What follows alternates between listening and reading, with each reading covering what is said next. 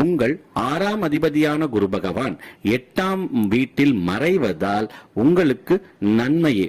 உங்கள் உடல் உபாதைகள் குறையும், மறைமுக எதிர்ப்புகள் நீங்கும், மேலும் கடன் தொல்லையிலிருந்து படிப்படியாக வெளிவருவீர்கள். எனினும் ஜாமீன் கையெழுத்து போடுவதை தவிர்ப்பது நல்லது. யாருக்கும் வாக்குறுதி கொடுக்காமல் இருப்பது நன்மை பயக்கும். குரு பகவானின் சுப பார்வைகள் உங்கள் ராசிக்கு 12, 2, 4ஆம் பாவங்களில் விழுவதால் வீண் செலவுகள் குறைந்து சுப விரயங்கள் ஏற்படும். குடும்பத்தில் இருந்து வந்த குழப்ப நிலை நீங்கி அமைதி கிடைக்கும். உங்கள் பேச்சில் மற்றவர்கள் நம்பிக்கை வைக்க ஆரம்பிப்பார்கள். பணப்புழக்கம் சற்று அதிகரிக்கும். எனவே செலவுகளை குறைத்துக் கொள்வது நன்மை பயக்கும். வீடு மாற்றம், இடமாற்றம் ஏற்படும். மாணவர்களுக்கு